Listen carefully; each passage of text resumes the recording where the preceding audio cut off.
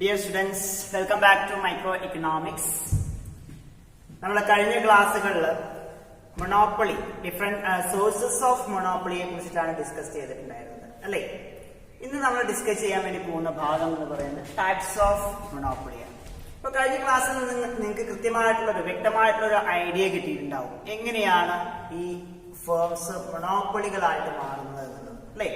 അപ്പോ അത്തരത്തില് different sources, ആ സോഴ്സസിന്റെ അടിസ്ഥാനത്തിൽ നമുക്ക് ഈ മൊണോപ്പൊളീസിനെ വിവിധ രൂപത്തിൽ ക്ലാസിഫൈ ചെയ്തെടുക്കാനായിട്ട് സാധിക്കും. അപ്പോ അത്തരത്തിലുള്ള ക്ലാസിഫിക്കേഷൻസ് ആണ് നമ്മൾ ഇന്നത്തെ ക്ലാസ്സിൽ ഡിസ്കസ് ചെയ്യാൻ വേണ്ടി പോകുന്നത്. ഒന്നാമതായി that is pure monopoly.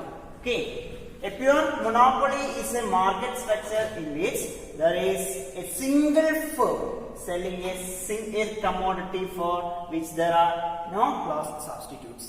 അത് നമ്മള് മൊണോപ്പൊളിയുടെ ഡെഫിനിഷൻ പറയുമ്പോൾ തന്നെ നമ്മൾ പറഞ്ഞിട്ടുണ്ടായിരുന്നതാണ് എന്താണ്, it is A market situation in which there is only a single seller for a single commodity അല്ലെ. മോണോപോളീസ് എന്ന് പറയുന്ന രണ്ട് വേർഡിൽ നിന്നാണ് മൊണോപ്പൊളി ഡിറൈവ് ചെയ്തിട്ടുള്ളത്. Mono means single and Pauli's means seller. Okay, so pure monopoly എന്ന് പറയുന്നത് എന്താ, it is A market structure in which there is a single firm selling a commodity for which there are no close substitutes അല്ലെ. രണ്ട് കാര്യങ്ങളാണ് ഇവിടെ പ്രത്യേകമായിട്ട് ശ്രദ്ധിക്കേണ്ടത്.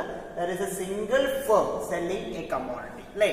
ഒരു ഫേം ഒരു ഉൽപ്പന്നം വിൽക്കുന്നു. there is no close substitute അല്ലെ. ആ ഒരു കമ്മോഡിറ്റിക്ക് പകരം വെക്കുന്നതിന് വേണ്ടിയിട്ട് വേറൊരു കമ്മോഡിറ്റിയും എന്താണ് ആ മാർക്കറ്റിൽ നിലനിൽക്കുന്നില്ല. that is the pure monopoly. ഇതിന് എക്സാമ്പിൾ ഒക്കെ നമ്മൾ കഴിഞ്ഞ ക്ലാസ്സിൽ പറഞ്ഞിട്ടുണ്ടായിരുന്നതാണ് അല്ലെ. കേരള സ്റ്റേറ്റ് ഇലക്ട്രിസിറ്റി ബോർഡ് എന്ന് പറയുന്നത് നമുക്കറിയാം. കേരളത്തില് ജലവൈദ്യുതി നിർമ്മിച്ച് വിൽപ്പന നടത്തുന്നത് ഏത് മാത്രമാണ്, ഈ ഒരു KSEB സ്റ്റേറ്റ് ഇലക്ട്രിസിറ്റി ബോർഡ് മാത്രമാണ് അല്ലെ. അപ്പൊ അതുകൊണ്ട് KSEB ഒരു ഈ ജലവൈദ്യുത പദ്ധതിയുടെ കാര്യത്തിൽ എന്താണ് ഒരു മൊണോപ്പൊളിയാണെന്ന് പറയാനായിട്ട് സാധിക്കും. Okay, so that is the pure monopoly. Then next type of monopoly is natural monopoly. It is a market situation in which economies of scale are so large. What is economies of scale? That is economies of scale എന്ന് പറഞ്ഞു കഴിഞ്ഞാൽ എന്താ, economies of advantages of large scale production ആണ് അല്ലെ.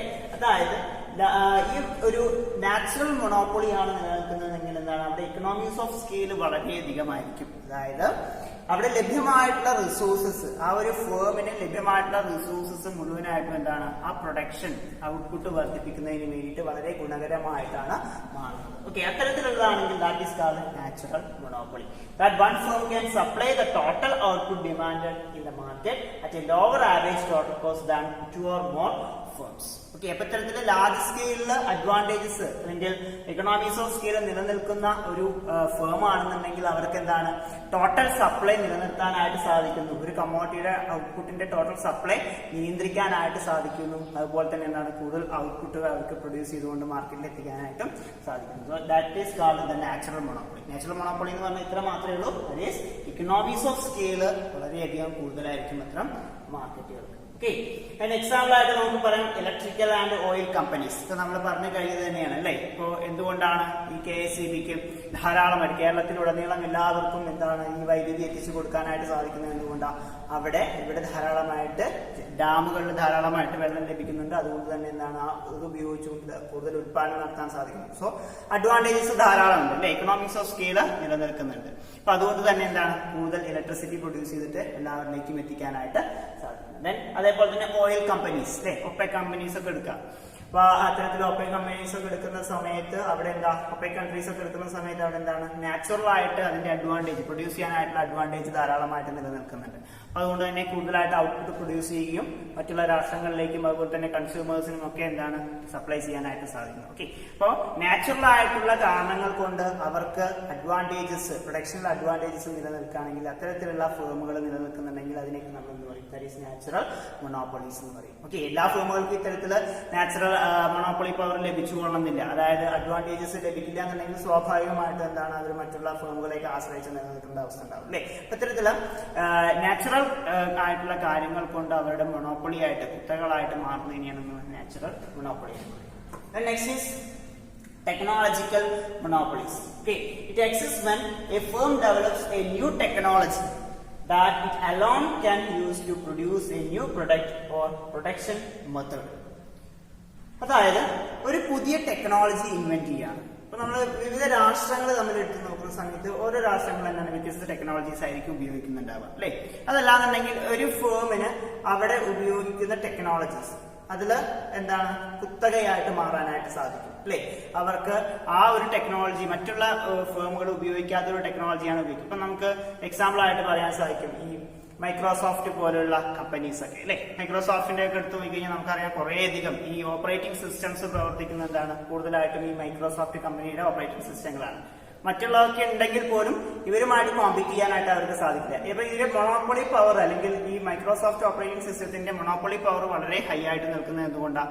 അവരുടേതായിട്ടുള്ള ചില specialities ഉണ്ട് അല്ലെ, അവരുടേതായിട്ടുള്ള ചില ടെക്നോളജീസ് അവർ ഉപയോഗിക്കുന്നത്. അത് മറ്റു കമ്പനികൾക്ക് എന്താണത് അഡോപ്റ്റ് ചെയ്തിട്ട് അത് ഉപയോഗിക്കാനായിട്ട് സാധിക്കുന്നില്ല എന്നുള്ളത് കൊണ്ടാണ്. ഓക്കെ, അപ്പൊ ചില ഫേമുകൾക്ക് അവരുടേതായിട്ടുള്ള ചില പ്രത്യേകതകൾ ഉണ്ടാവും. അപ്പൊ അതിന്റെ കാര്യത്തിൽ അത് മറ്റുള്ള ഫേമുകൾക്ക് ലഭിച്ചുകൊള്ളുന്നില്ല. അപ്പോ അത്തരം സന്ദർഭങ്ങൾ വരുന്ന സമയത്ത് അത്തരം ഫേമുകൾ എന്താണ് മൊണോപ്പൊളി പവർ കൂടുതലായിരിക്കും.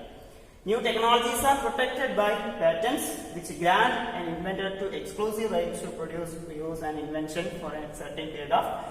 അപ്പൊ നമ്മൾ കഴിഞ്ഞ ക്ലാസ്സിലൊക്കെ പറഞ്ഞിട്ടുണ്ടായിരുന്നു പാറ്റന്റുകളൊക്കെ ലഭിക്കുന്നതിന് മുറയ്ക്ക് എന്താണ് ചില മൊണോപ്പൊളി പവർ എമേർജ് ചെയ്തിട്ട് വരാന്നുള്ളത് പറഞ്ഞു അല്ലെ. അപ്പൊ ഇത്തരത്തില് പുതിയ ടെക്നോളജീസ് പുതിയ ഇന്നോവേഷൻസ് ഒക്കെ നടത്തുന്ന സമയത്ത് അവർക്ക് എന്താണ് അവരുടേതായിട്ടുള്ള രീതിയിൽ പാറ്റന്റ്സ് ഒക്കെ ലഭിക്കുകയും അവിടെ എന്താ മൊണോപ്പൊളി പവർ രൂപീകരിക്കുകയും ചെയ്യുന്നുണ്ട്. That is technological monopoly. Technological monopoly എന്ന് പറഞ്ഞാൽ ഇത്ര മാത്രമേ ഉള്ളൂ. ഒരു മറ്റുള്ള ഫേമിൽ നിന്ന് ടെക്നോളജിക്കൽ ആയിട്ട് വ്യത്യസ്തമായിട്ട് നിലനിൽക്കുന്ന ഒരു ഫേം ആണെന്നുണ്ടെങ്കിൽ എന്താ that is A monopoly firm. The next is government monopoly. It exists when any level of government becomes the sole producer of a good or service. On the local level, towns and cities are often the sole producers of some basic services such as water and sewage services. Small competitive firms in the private sector are not able to supply these services at a reasonable price or in sufficient quantity. That is government monopoly. അത് ഗവൺമെന്റിന്റെ ഓണർഷിപ്പോട് കൂടിയിട്ടുള്ള ഫേമുകളൊക്കെ എടുത്തു നോക്കാം. ഇപ്പൊ നമുക്കറിയാം ഇപ്പൊ സാധാരണ ഈ മുനിസിപ്പാലിറ്റി വർക്കുകളൊക്കെ അല്ലെ, അത് ഒരു സാധാരണ പ്രൈവറ്റ് ഫേമിന് ചെയ്യാനായിട്ട് സാധിക്കും. അതായത് ഇത്രയധികം കോസ്റ്റ് അല്ലെങ്കിൽ ഇത്രയധികം കോസ്റ്റ്ലി ആയിട്ട് ആളുകളുടെ കയ്യിൽ നിന്ന് അത്രയും വേസ്റ്റ് കളക്ട് ചെയ്തുകൊണ്ട് ഡംപ് ചെയ്ത് അത് റീപ്രോസസ് ചെയ്തുകൊണ്ട് മാറ്റാനൊന്നും അവർക്ക് സാധിച്ചു വന്നില്ല. അപ്പൊ അത്തരത്തില് ഉള്ള ചില കാര്യങ്ങൾ അല്ലെങ്കിൽ ചില പ്രൊട്ടക്ഷൻ മെത്തേഡ്സ് ഒക്കെ എന്താണ് അത് ഗവൺമെന്റിന് മാത്രമായിരിക്കും ഫോളോ ചെയ്യാനായിട്ട് സാധിക്കുന്നുണ്ടാവും. ഓക്കെ, അപ്പോ അത്തരത്തില് ഗവൺമെന്റിന്റെ ഓണർഷിപ്പോട് കൂടിയിട്ടുള്ള മൊണോപ്പൊളി ഫേംസിനെ കുത്തകയാണെന്ന് പറയുന്നത് ഗവൺമെന്റ് മൊണോപ്പൊളീസ് എന്ന് പറയുന്നത്. അതിന് എക്സാമ്പിൾ ആയിട്ട് നമ്മൾ പറയുന്നുണ്ട് that is basic services such as water and sewerage services അല്ലെ. ഇപ്പൊ നമുക്കറിയാൻ സാധിക്കും നമ്മളുടെ നാട്ടിൻ പുറത്തൊക്കെ സാധാരണയായിട്ട് എല്ലാ വീടുകളിലേക്കും വെള്ളം എത്തിച്ചു കൊടുക്കുന്നതിന് വേണ്ടിയിട്ട് പഞ്ചായത്തുകളുടെ പൊതു ടാപ്പുകളൊക്കെ ഉണ്ട് അല്ലെ. അപ്പൊ അതൊരു പ്രൈവറ്റ് കമ്പനിക്ക് അതിന് സമാനമായ രീതിയിൽ അത് നൽകാനായിട്ട് സാധിക്കുന്നില്ല. അപ്പൊ ആ ഒരു സന്ദർഭത്തിൽ എന്താണ് ഈ പബ്ലിക് ടാപ്പുകൾ എന്ന് പറയുന്ന ഒരു മൊണോപ്പൊളി ആയിട്ട് മാറണം, കുത്തകയായിട്ട് മാറണം. Okay, that is government monopoly. അപ്പൊ ഗവൺമെന്റ് മൊണോപ്പൊളി എന്ന് പറഞ്ഞു കഴിഞ്ഞാൽ ഗവൺമെന്റിന്റെ ഓണർഷിപ്പോട് കൂടിയിട്ട് തന്നെ ചില സ്ഥലങ്ങളിൽ എന്താണ് അത്തരം കമ്മോഡിറ്റീസ് അതിന് പകരം വെക്കാൻ പറ്റാത്ത കമ്മോഡിറ്റീസ് പ്രൊഡ്യൂസ് ചെയ്യുകയും വിൽപ്പന നടത്തുകയും ചെയ്യുന്നുണ്ടെങ്കിൽ that is called government monopolies. The next is geographical monopoly. ആ പേരിൽ തന്നെ ഉണ്ട് അതെന്താണുള്ളത്. A geographic monopoly exists when one producer provides a good or service to a geographic region. Geographic monopolies generally appear in remote locations that can support just the supplier. The entry of a second producer may drive both producers out of business due to the limited size of the market. Okay, this exists when one producer provides a good or service to a geographic region.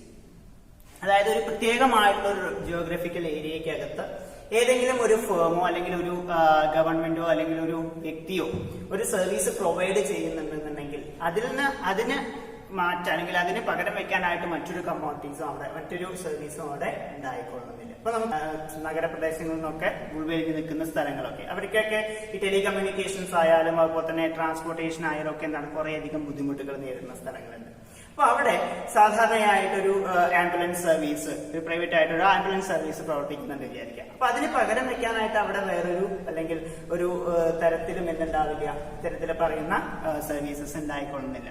അതല്ലാന്നുണ്ടെങ്കിൽ നിങ്ങൾക്ക് പെട്ടെന്ന് മനസ്സിലാക്കുന്നതിന് വേണ്ടിയിട്ട് ഇപ്പൊ ഒരു bus service കുറച്ച് transportations ഒന്നും ലഭിക്കാത്ത ഒരു സ്ഥലത്തേക്ക് ഒരൊറ്റ ബസ് ഓടുന്നുണ്ട് എന്ന് വിചാരിക്കാം. അപ്പൊ സ്വാഭാവികമായിട്ടും എന്താണ് ആ സ്ഥലത്തുള്ള ആളുകൾ കൂടുതലും ആ ഒരു ബസ്സിനെ ആശ്രയിച്ചിട്ടായിരിക്കും യാത്രയൊക്കെ ചെയ്യുന്നുണ്ടാവും അല്ലെ.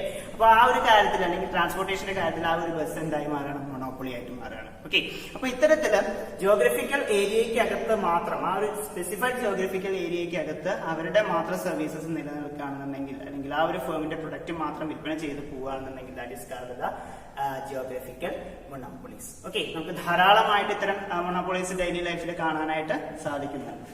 So that is geographic monopoly. Then അതില് പറയേണ്ട മറ്റൊരു കാര്യം എന്താണെന്ന് വെച്ചാൽ the entry of a second producer may drive both the producers out of business due to the limited size of the market. അല്ലെ, അതായത് മറ്റൊരു ഈ ഒരു ജിയോഗ്രഫിക് മൊണോപ്പൊളിക്ക് അകത്ത് പുതിയൊരു ഫേം കടന്നു വരികയാണെന്നുണ്ടെങ്കിൽ പുതിയൊരു സർവീസ് കടന്നു വരികയാണെന്നുണ്ടെങ്കിൽ അവിടെ എന്താണ് രണ്ടു പേർക്ക് കൂടി അവിടെ ഡ്രൈവ് ചെയ്യാനായിട്ട് അല്ലെങ്കിൽ അവിടെ രണ്ടു പേർക്കും ഒരേപോലെ നിലനിൽക്കാനായിട്ട് സാധിച്ചു കൊള്ളുന്നില്ല. എന്താന്ന് വെച്ച് കഴിഞ്ഞാൽ അത് ചെറിയ സ്ഥലത്തിനകത്തായിരിക്കും അല്ലെ. ജിയോഗ്രഫിക്കൽ മൊണോപ്പൊളി എന്ന് പറയുന്നത് ഒരു ചെറിയ ജിയോഗ്രഫിക്കൽ ഏരിയയ്ക്ക് അകത്താവും. അപ്പൊ അവിടെ കൂടുതലായിട്ട് ഫേംസ് ഒരേ കമ്മോഡിറ്റീസ് വരികയാണെന്നുണ്ടെങ്കിൽ എന്താണ് അവർക്ക് കൂടുതൽ അവിടെ സർവീസ് പ്രൊവൈഡ് ചെയ്യാൻ പറ്റാത്തൊരവസ്ഥ ഉണ്ടാവും. Okay, that is geographical monopoly. The next is bilateral monopoly. It is a market consisting of a single seller and a single buyer. That is bilateral monopoly. It is a special case of monopoly. ഒരു സെല്ലറും ഒരു ബയറും നിലനിൽക്കുന്ന market സിറ്റുവേഷനെയാണ് bilateral monopoly എന്ന് പറയുന്നത്. നമുക്ക് real ലൈഫിൽ എന്തെങ്കിലും example കാണാൻ സാധിക്കും. ഒരു ബയർ ഒരു സെല്ലറും മാത്രം നിലനിൽക്കുന്ന കമ്മോഡിറ്റീസ്, അതായത് ഒരു വിൽപ്പനക്കാരനും ആ ഉൽപ്പന്നം വാങ്ങുന്നതിന് വേണ്ടിയിട്ട് ഒരു ബയർ മാത്രം, ഒരു ഉപഭോക്താവ് മാത്രം. നമ്മളിപ്പോ ഈ ലിഗ്നൈറ്റ് മൈൻസ് ഒക്കെ ഉണ്ട് അല്ലെ. ഈ ലിഗ്നൈറ്റ് പ്രൊഡ്യൂസ് ചെയ്യുന്ന കുറേയധികം ലിഗ്നൈറ്റ് കുഴിച്ചെടുക്കുന്ന സ്ഥലങ്ങൾ, ഖനികളൊക്കെ ഉണ്ട് അല്ലെ. അപ്പൊ ഈ ലിഗ്നൈറ്റ് ഉപയോഗിച്ചുകൊണ്ട് നമുക്കറിയാം ഈ തെർമൽ പവർ പ്ലാന്റുകളുടെയൊക്കെ പ്രധാനപ്പെട്ട ഒരു റോ മെറ്റീരിയൽ ആണ് ലിഗ്നൈറ്റ് എന്ന് പറയുന്നത്. ഓക്കെ, ഈ തീ കൊണ്ട് ഇലക്ട്രിസിറ്റി ഒക്കെ ഉണ്ടാക്കുന്ന. അപ്പൊ തെർമൽ പവർ പ്ലാന്റുകളുടെ റോ മെറ്റീരിയൽ ആയതുകൊണ്ട് തന്നെ ഈ ലിഗ്നൈറ്റ് മൈൻസിനോട് ചേർന്നുകൊണ്ടായിരിക്കും എന്തുണ്ടാവുക, ഇത്തരത്തിൽ തെർമൽ പവർ പ്ലാന്റ്സുകൾ ഉണ്ടാവുക. നമുക്ക് തൊട്ടടുത്ത് നോക്കിക്കഴിഞ്ഞാൽ തൊട്ടടുത്ത സംസ്ഥാനമായിട്ടുള്ള തമിഴ്നാട്ടില് നെയ്വേലി തെർമൽ പവർ പ്ലാന്റുകളൊക്കെ നിലനിൽക്കുന്നത്. അപ്പൊ ഈ നെയ്വേലി തെർമൽ പവർ പ്ലാന്റിനകത്ത് എന്താണ് അവിടെ സംഭവിക്കുന്നത് എന്താണെന്ന് വെച്ച് കഴിഞ്ഞാൽ അവിടെ ഈ ലിഗ്നൈറ്റ് മൈനിന് തൊട്ടടുത്തായിട്ട് തന്നെയാണ് തെർമൽ പവർ പ്ലാന്റ് ഉള്ളത്. അതുകൊണ്ട് തന്നെ ആ ലിഗ്നൈറ്റ് മൈനിൽ നിന്ന് ലിഗ്നൈറ്റ് കൺസ്യൂം ചെയ്യുന്ന ഒരേ ഒരു ബയർ ആര് മാത്രമാണ്, ഈ ഒരു തെർമൽ പവർ പ്ലാന്റ് മാത്രമാണ്. അപ്പൊ അതുകൊണ്ട് ഒരു ഉൽപ്പന്നത്തിന് ഒരു ഉപഭോക്താവ് മാത്രമുള്ള അത്തരത്തിലുള്ള സിറ്റുവേഷൻ ആണ് എന്ന് പറയുന്നത് ബൈലാറ്ററൽ മൊണോപ്പൊളീസ് എന്ന് പറയുന്നത്. Okay, it is A market consisting of A single seller and A single buyer. A market with a single seller is monopoly and a market with a single buyer is monopsony.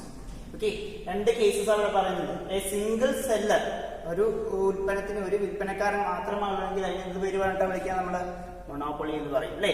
Then and A market with a single buyer, ഒരു ഉൽപ്പന്നത്തിന് ഒരു വാങ്ങലുകാരൻ അല്ലെങ്കിൽ ഒരു ഉപഭോക്താവ് മാത്രമേ ഉള്ളെങ്കിൽ that is called monopsony. Okay, അപ്പൊ ഈ രണ്ട് സിറ്റുവേഷനും മൊണോപ്പൊളി സിറ്റുവേഷനും അതുപോലെ തന്നെ മൊണോപ്സോണി സിറ്റുവേഷനും നിലനിൽക്കുന്നതാണ് എന്ത് ബൈലാറ്ററൽ മൊണോപ്പൊളി എന്ന് പറയുന്നത്. Okay, thus bilateral monopoly arises when the monopolist faces the monopsonist. മൊണോപ്സണിസ്റ്റിന്റെ കയ്യിൽ നിന്ന് അല്ലെങ്കിൽ മൊണോപ്പൊളിസ്റ്റും മൊണോപ്സണിസ്റ്റും തമ്മിലുള്ള ഒരു ട്രാൻസാക്ഷൻ ആണ് ഇവിടെ നടക്കുന്നത്, ബൈലാറ്ററൽ മൊണോപ്പൊളിക്കകത്ത് നടക്കുന്നത്. Okay, then equilibrium price and quantity are theoretically indeterminate in bilateral monopoly. അതായത് ഇക്വിലിബ്രിയം ലെവൽ ഓഫ് ഔട്ട്പുട്ടും പ്രൈസും ഡിറ്റർമിൻ ചെയ്യാനായിട്ട് കുറേയധികം ബുദ്ധിമുട്ടുകൾ ഈ ബയലാറ്ററൽ മൊണോപ്പൊളിക്കകത്ത് നിലനിൽക്കുന്നുണ്ട്. The determination of actual price and quantity depends on the relative bargaining strength of the two firms. എന്തുകൊണ്ടാണ് equilibrium level of ഔട്ട്പുട്ടും പ്രൈസും ഡിറ്റർമിൻ ചെയ്യാനായിട്ട് കുറേയധികം ബുദ്ധിമുട്ട് നിലനിൽക്കുന്നുണ്ടെന്ന് പറയുന്നത്? ഇവിടെ ഇതിന്റെ ഈ ഇക്വിലിബ്രിയം ക്വാണ്ടിറ്റിയും പ്രൈസും ഡിറ്റർമിൻ ചെയ്യുന്നത് എന്തിന്റെ അടിസ്ഥാനത്തിൽ? Depends on the relative bargaining strength of two firms. അതായത് ഒരു വിൽപ്പനക്കാരനും ഒരു ഉപഭോക്താവും മാത്രമാണ് നിലനിൽക്കുന്നത് അല്ലെ. അപ്പൊ രണ്ടുപേരും എന്താണ് പരസ്പരം ബാർഗൈൻ ചെയ്യും, ഏറ്റവും കുറഞ്ഞ വിലയ്ക്ക് സാധനങ്ങൾ ലഭ്യമാകുന്നതിന് വേണ്ടിയിട്ടും അതുപോലെ തന്നെ ഏറ്റവും കൂടുതൽ വിലയ്ക്ക് വിൽക്കുന്നതിന് വേണ്ടിയിട്ടും. സെല്ലേഴ്സ് എന്താ തീരുമാനിക്കുക? സെല്ലേഴ്സ് കൂടുതൽ വിലയ്ക്ക് കമ്മോഡിറ്റീസ് മാർക്കറ്റിലേക്ക് എത്തിക്കാൻ വേണ്ടിയിട്ട് തയ്യാറാവുകയും ബയേഴ്സ് എന്താണ് കുറഞ്ഞ വിലയ്ക്ക് വാങ്ങാൻ വേണ്ടിയിട്ടും. അപ്പൊ അതുകൊണ്ട് തന്നെ ഇവരുടെ ഈ ഒരു equilibrium level of output and price determine ചെയ്യുക എന്ന് പറയുന്നതാണ് കുറേയധികം ബുദ്ധിമുട്ടേറിയ ഒരു കാര്യം. അപ്പോൾ ഈ റിലേറ്റീവ് ബാർഗൈനിങ് പവറിന്റെ അടിസ്ഥാനത്തിലാണ് പ്രൈസും ക്വാണ്ടിറ്റിയും ഡിറ്റർമിൻ ചെയ്യുന്നത്. Okay, That is about the bilateral monopoly. Okay, അപ്പൊ നമ്മൾ ഇന്നത്തെ ക്ലാസ്സിൽ പ്രധാനമായിട്ടും ടൈപ്സ് ഓഫ് മൊണോപ്പൊളി ആണ് പറഞ്ഞിട്ടുണ്ടായിരുന്നത്. അതില് പ്രധാനമായിട്ടുള്ള ടൈപ്സ് ഓഫ് മൊണോപ്പൊളി ആണ് pure monopoly, then natural monopoly, then technological monopoly, government monopoly, Geographic monopoly, bilateral monopoly. Okay, these are the main types of monopolies. That is all about today's class. മറ്റൊരു ടോപ്പിക്കുമായിട്ട്, മൊണോപ്പൊളിയുമായി ബന്ധപ്പെട്ടുള്ള മറ്റൊരു ടോപ്പിക്കുമായിട്ട് നമുക്ക് next ക്ലാസ്സിൽ meet ചെയ്യാം. Thank you.